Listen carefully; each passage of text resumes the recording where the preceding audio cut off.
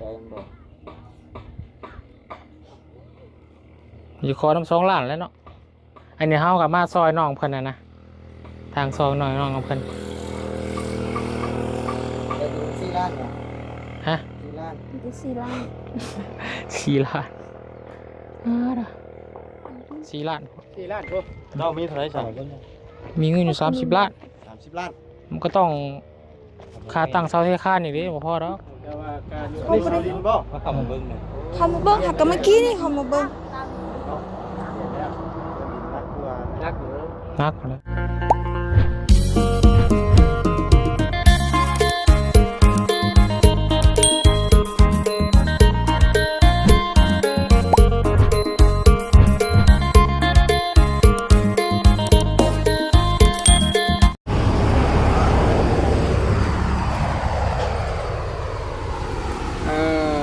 มาแต่ละมือพี่น้องไอ้นอกเราก็พากันเก็บปวดทำไมบ่หยุดบ่หย่อนพี่น้องเลยเนาะเสียหญ้าเฮือนหน้าซ่านจูดเพื่อมันเป็นระเบียบเรียบร้อยสาธุสาตาพี่น้องเลยเนาะแบบที่จังหวะแมนบนคนชนคนเศร้าพี่น้องเลยเนาะเมื่อวานกับทางอาจารย์ได้จัดเล่าพี่น้องเนาะให้ซื้อไฟโซลาร์เซลล์มาติดให้เนาะล่าสุดเป็นประตูบ่นะพี่น้องเนาะประตูปิดเปิดตามเบิ่งให้พวกเขาลายพี่น้องเลยเนาะเอาวันนี้ทางบุญกับนัดกับเจ้าของรถแท็กเตอร์พี่น้องเลยเนาะรถฟอร์ดเพื่อสิมาฟอร์ดดินของน้องก็มีอะไรพี่น้องจะนัดไม้กันเนาะอันนี้แม่นนัดกันมาเบิ่งก่อนเนาะว่าเราคงราคาสำใดพอจ้างวอถือว่าแพงวอจังว่ากันพี่น้องเลยเนาะตอนนี้ก็มันกำลังมาพี่น้องเลยนัดไม้กับเพิ่นถ้าว่าโอเคตกลงแต่สิเมนมือตอนเช้าว่าฟอร์ดพี่น้องเลยเพราะว่าซุมเมอร์นี่รถหายากพี่น้องเนาะรถเป็นไปบุกเบิกสวนมันต้นพี่น้องเลยนะก็ได้วางคนใดรถฟอร์ดกับพี่น้องเลยเนาะ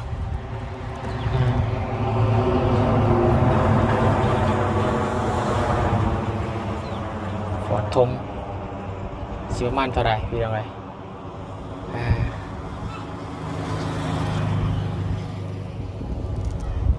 แล้วก็จะไปทำเมืองน้องกองมีพี่น้องเนาะที่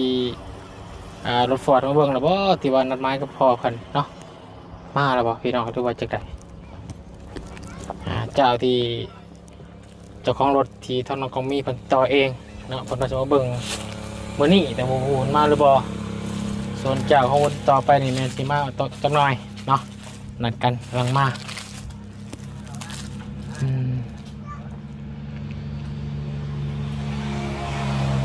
เดี๋ยวรอชมกันถ้าวันโอเคกันมื้ออื่นตอนเช้า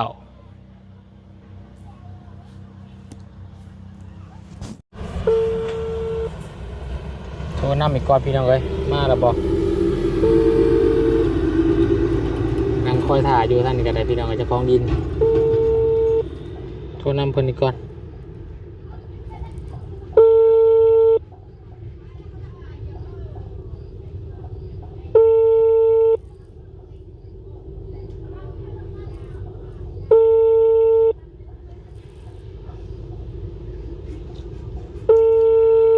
นัดข่อย4 โมง 3 โมงนี่มัน4 โมงสิครึ่งแล้วพี่น้องเอ้ยขออภัยเบอร์ที่ท่านโทรหาบ่มีคนรับสายกรุณาลองสงสัยถึกตัวอีกแล้วโอ้ยพี่น้องเอ้ยถ้ากระด้นจักราคาสิได้ดังใจหรือบ่เนาะส่วนทางรถที่พ่อน้องก็มีติดต่อได้จ้ะเพิ่นว่าได้เรายังไปเฮ็ดอยู่บ้านสมุนแล้วว่าตอนแรกเรามาเบิ่งเลยแต่มาแต่บ้านสมุนแล้วก็เข้ามานี่นัดตอนแรกคือกันตอนแรกกัน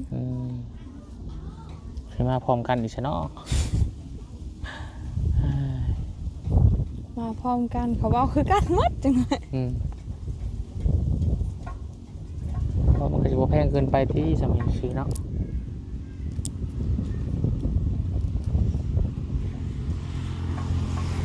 ฟังเบิ่งพี่น้องเลยโอ้เพื่อนแม่น้องเจดีสะอาดสร้างเนาะเราเห็นตลอดเนาะ เห็นตลอด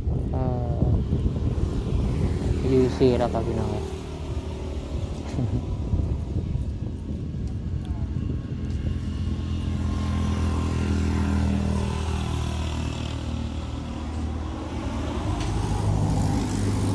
ก็คือบอลคนอยู่ในบาทนี่เนาะตรงนี้เนาะ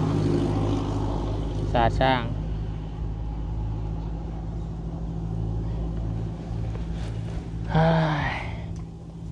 เมื่อยพี่น้องห้อนแดดการล็อกคอเนี่ยเมื่อยเนาะการล็อกคอคล้องขาเมื่อยอะไรพี่น้องเลยก่อนตอนของมากกำลัง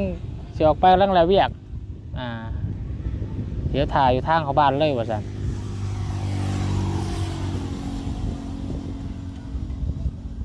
เราถ่ายคอนแทคมาพี่น้องเลยโทรหาเพิ่นกับฮับซ้ำน้องลาเป็นไดน้องลาเพิ่น เจ็บท้องส่งสโลม คือนี่เด้อบอกล้านๆจากนั้นแม่โอ้ขอบใจโอ้ยตังมาหายเลยน้องเลี้ยงบอกล้านเจ้าเด้ออาการห้อนน่ะ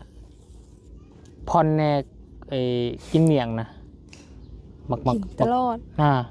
มักม่วงกับแจ่วนะโอ้ตะลายเลยอาการมันห้อนอ่ะท้องเลย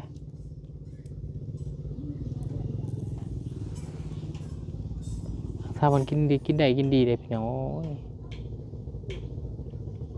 เมื่อกี้กินม่วงมาเมื่อกี้อะมียงน้ำมาให้คักแล้วไปเนาะแม่นทดลองแล้วป่ะยังเอ้าคือบุกเขายังไม่ได้ใส่น้ำนะฮะมันยังมีถังป่ะมีอยู่ถัง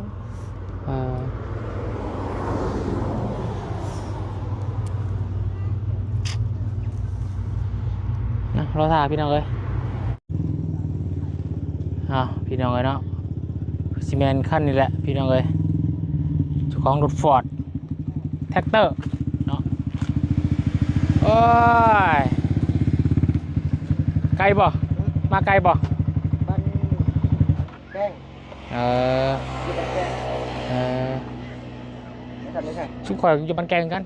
นี่อยู่นี่เบิ้งเขาเนี่ย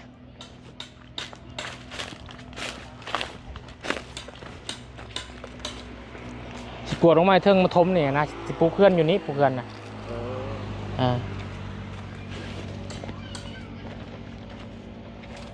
กงม่วงหนึ่งบอกออกเอาออกกงมีนี่แอนออกมีเอาออกพี่น้องทางเจ้าของรถฟอร์ดมันเบิ้งให้ค่ะเอาออกก็หอดประมาณนี้นะนี่กงไม้พุ่นบ่บ่หอดกงไม้ไปทางขึ้นสวนเขาบ่พอดกันนะมองก็กล้วยนะเนี่ยมองสุดเหลี่ยมพอดีนะ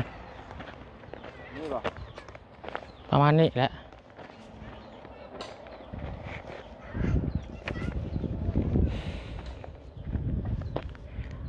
กองมีไม่ใช่ล่ะกองมีไปถ่ายมีเขาห้องน้ำมีห้องน้ำกับเขากองมีกับพี่น้องเลยเล่นเขาป่า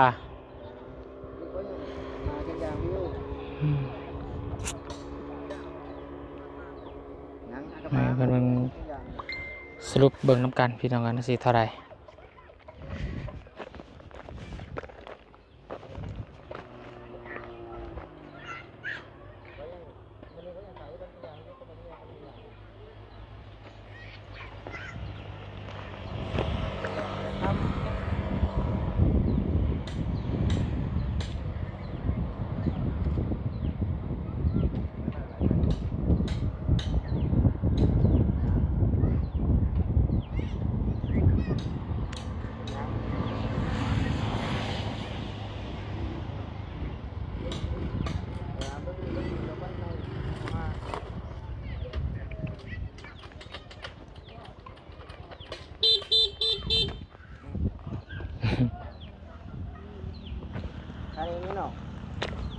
ด้วยเฮือนนี่ขนาด7x9นะตั้งบนนะกะว่าสิมันนอนอยู่พี่ทมไม่พอ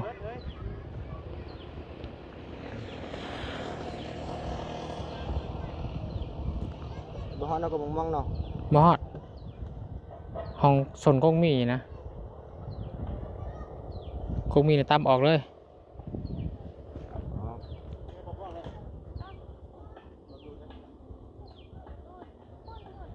ลูก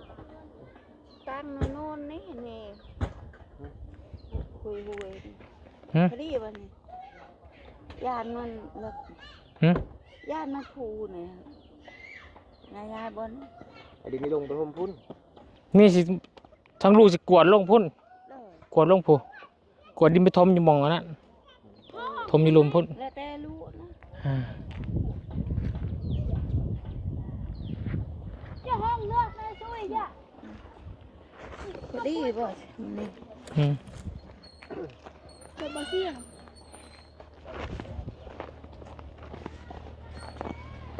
ยานมันนะเราคือมันเป็นหน่วยบ้านนี่ก็ได้เดี๋ยวเป็นเบิ่งราคาก่อนใช่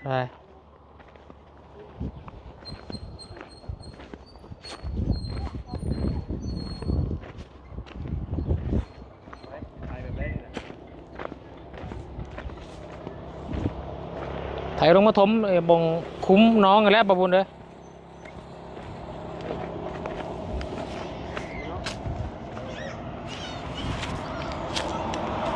สบายดีเอาเฉพาะคานนี่บ่ ส่วนมองแล้วมองก็ได้หน่อยมันอย่างยากอยู่นะมันต้องพุ่นเอาดินดูเดี๋ยวลายเนาะมันเอาจ่อโพดเนาะห่างมันเด้ห่างมันงอยากเลยเนาะ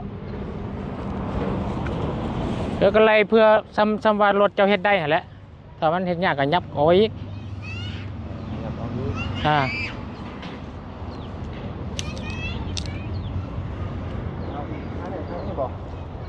แม่นประมาณนี้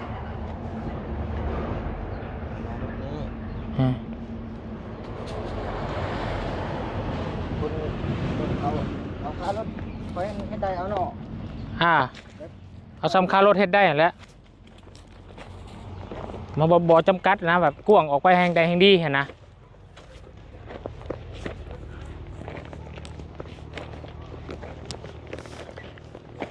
ตักแต่พุ่นก็ได้แต่พอแทนมันก็เป็นดินระวัดเด้ดินพื้นวัดแทนนี่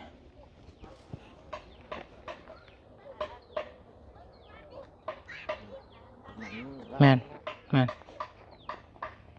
แล้วครูมันอันนี้จะได้เยียบเลยเหยียบไปเลยแหละเยียบเลยเนาะแม่นเสียไปแล้วตัวนี้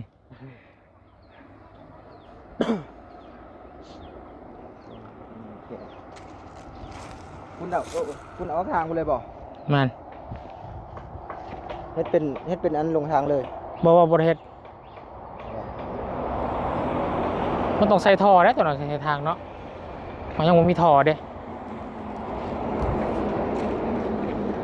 ถมคลองท่อ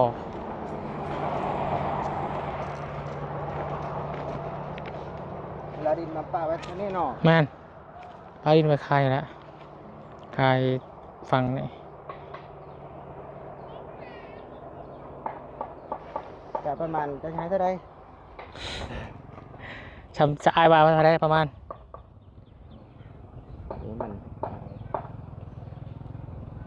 ลมกันเบิ่งแล้วเนาะหันสมมาพักควรคอยเบิ่งเจ้าเบิ่งคอยฮะชีละฮะ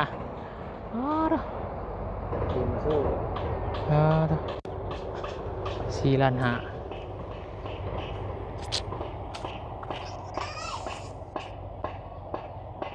เขาคิดว่าประมาณ2 ล้านบ่ได้บ่2 ล้าน2 ล้านได้ดินพุ่นมันสู้สู้พุ่นเป็นพุ่นโบ๊ะแล้วดินสู้แบบดินลงได้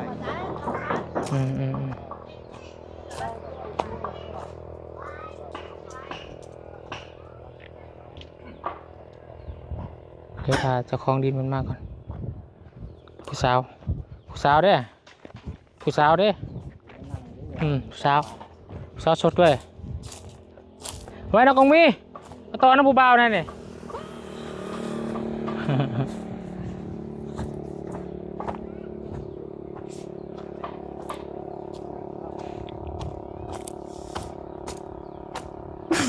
ต่อน้ำผู้เบา สวัสดีนะ สวัสดีผู้เบา4 ล้าน 5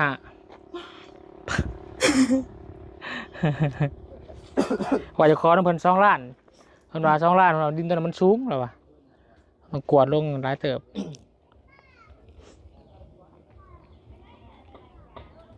ชุดได้เท่าไหร่ชุดได้ ใจมันบอก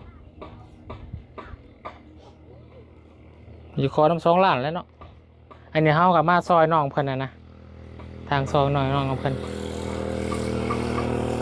จะดู4 ล้านเหรอ ฮะ 4 ล้าน ดูสิล่ะ 4 ล้าน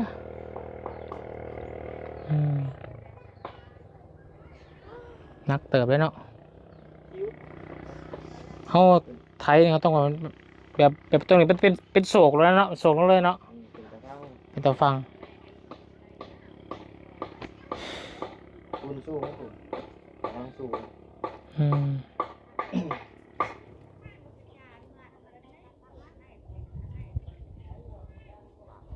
ไง ทอนอุบาวเลยไหมเพื่อเป็นผู้สาวนะ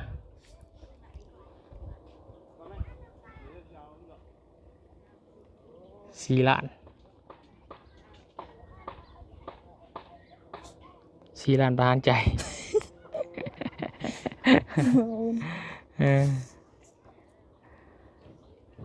ทำประมาณ3ก็บ่ได้เนาะคงมีตอกว่าลำบาก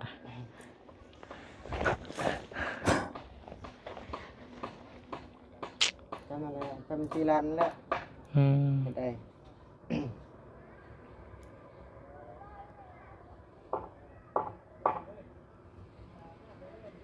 นี่ปรึกษาเบื้องก่อนเนาะถ้าว่าสิริเฮ็ดเขาสิโทรหามืออื่นเนาะเพราะว่าเขาสิปรึกถามหลายบอลเนี่ยนะเขางมเขามันมีงมเขาบ่หลายเพราะว่าสิปรับดินแล้วก็เขาสิซื้อเสาเรามาตั้งเสาเทคาในน้องคนนี้แกมันบ่พอหั่นนะงมมันมินฮะโดยหักสุดๆได้แต่4เนาะ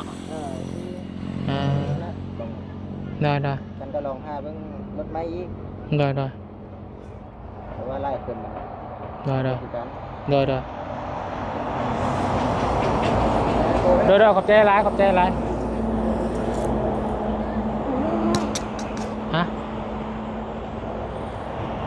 4 ล้าน 4 ล้าน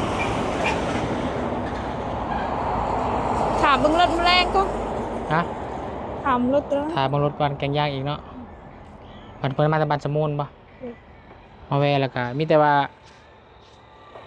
คือไอ้ายบอกกันแหละประมาณนี้แหละไทยมาครับมันลงคือน้องฮู้แล้วเนาะถ้าเพิ่นมาเวลาบุญบ่อยู่อ่ะบุญสิเมื่อก่อนนะถ้าเพิ่นมาก็ให้น้องล้มเลยก็แล้วกันเด้อ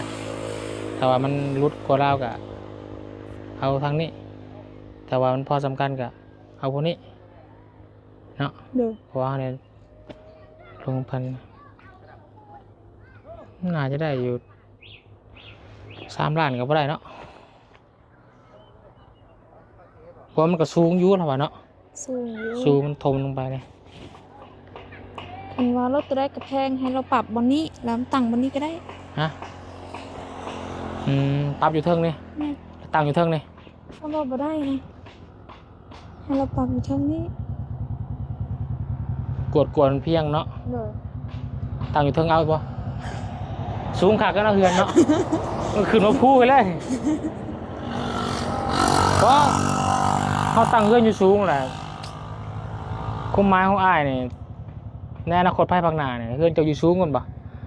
มันเป็นภูน้ำมันไหลลงมาพุ่นเลยมันสิเสาะ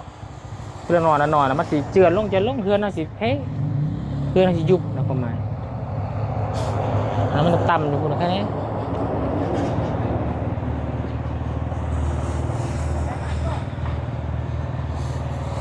บ่ตั้งอยู่หารถ ตั้งซะ ฮะประตูไม้ตั้งบ่ตั้งบนรถคือว่ามันเป็นทางขึ้นเนาะทางขึ้นสวนบ่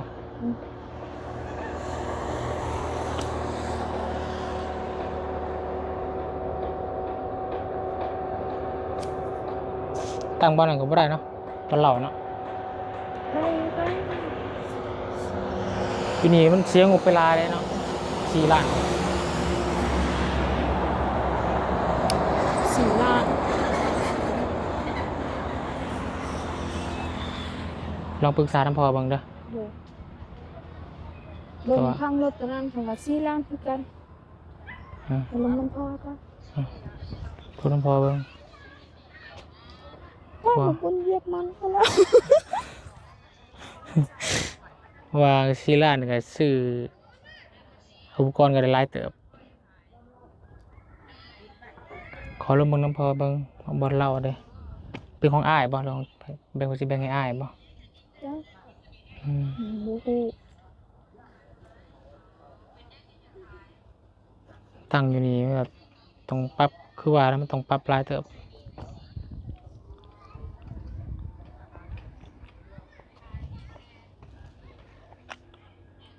ถ้าว่าจะตั้งอยู่เทิงพี่ติปรับอยู่เทิงก็ต้องกวดมันจะพูดแล้วดินเนาะว่าง่ายต้องให้บอลเทือนเจ้านี่สูงกว่าหนาดินพวกนั้นสูงกว่ามันก็โมไว้ที่เนาะ เสียงว่าพ่อคือ แม่มาจัก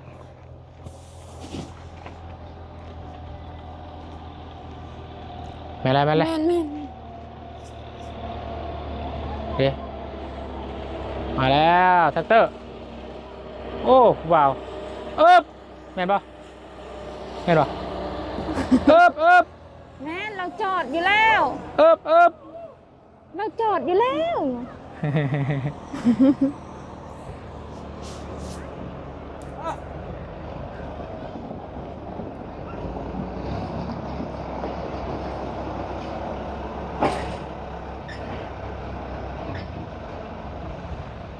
คันที่สองเจ้าที่สองพี่น้องเลย เส้นหัวหน้าเรานำทันมา หัวหน้าเรา มันเล่าว่าจ้ะต้องถามว่าไหนวะ บ่แม่น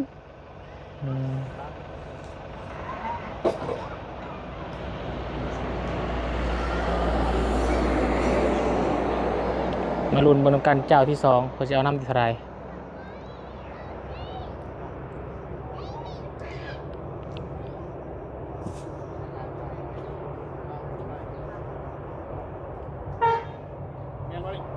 ฮะมาเบิ่งก่อนนี่แหละยังมาตกลง พอโทร ฮะนี่ป่ะเบิ่งก่อนว่าราคาจะได้เท่าไหร่เมื่อกี้4 ล้านผู้ขบวน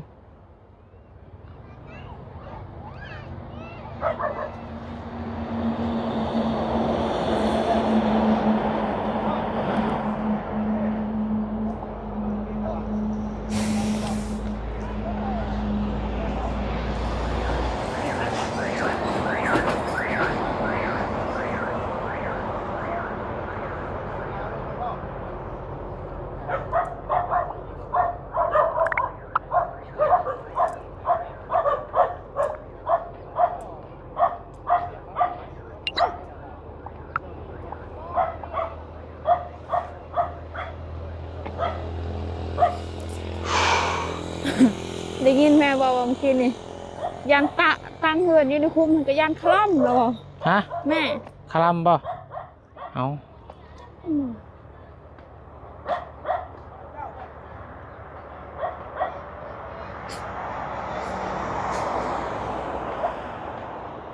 คลัมกับนี่แล้วสะตั้งอยู่ใช้อยู่เทิงพี่บ่ จัง ไปปรึกษาพ่อแม่ดีเด้อเจ้าก่อนผมจะมาเห็ดนี่เนาะฮะภาษาคารามากับเอาคุมนี่หามันไหมจนเราปรับแล้วตั้งบ่ได้เสียเงินไว้อีกแล้ว แล้วว่าวันนี้ได้ บอลนี่ตั้งอยู่เทิงนี่บ่ มันช่วงมันก็สูงโทษเนาะ สูงต้องยึงอยู่สูงเจ้าคืนเฮือนยากแล้วทางขึ้นกันอยู่นี้ทางขึ้นกัน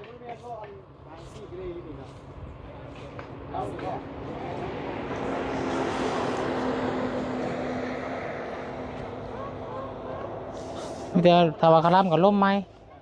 มวยพันดันไม่พุ่นเอา เบิ่งแม่ถามถามแม่ก่อนจะมาเลย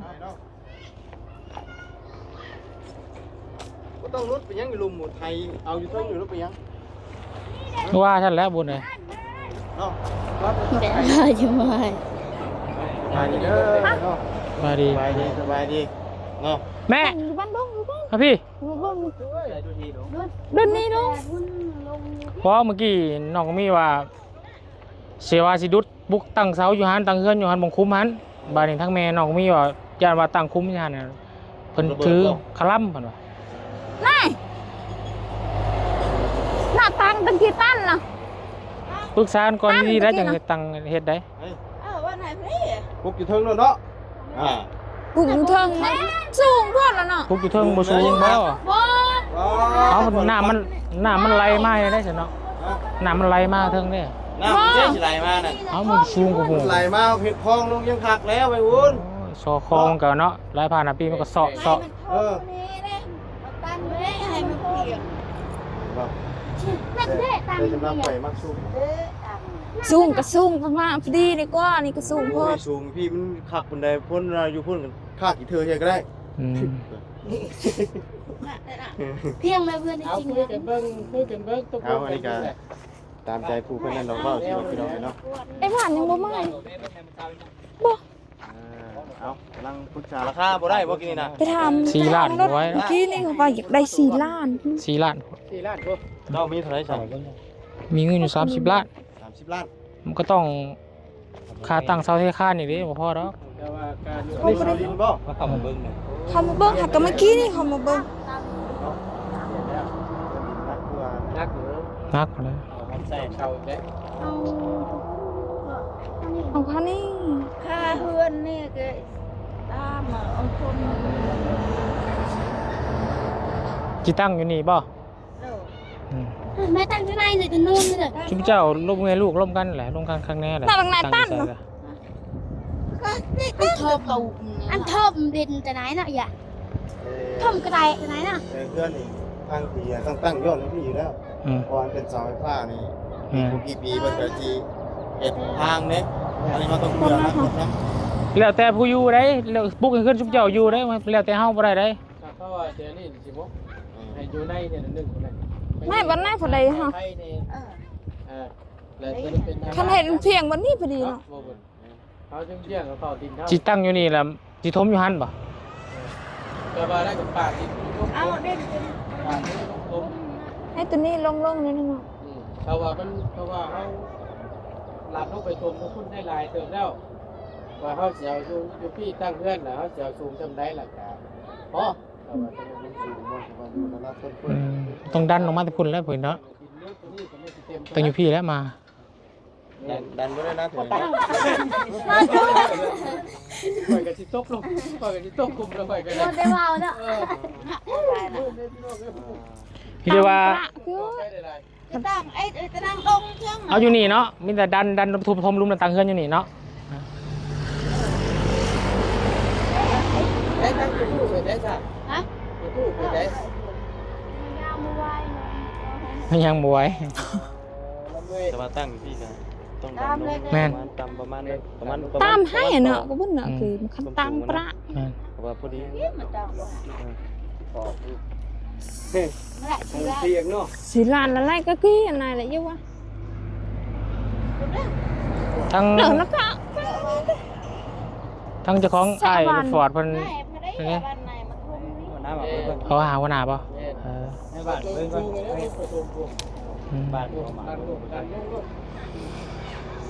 เพิ่นจะเหี้ยวใจ แม่นแล้ว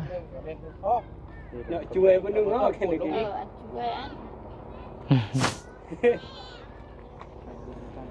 แม่นสิแหละอยู่ในนี่มันคุมงานเลยสบายเลยเนาะ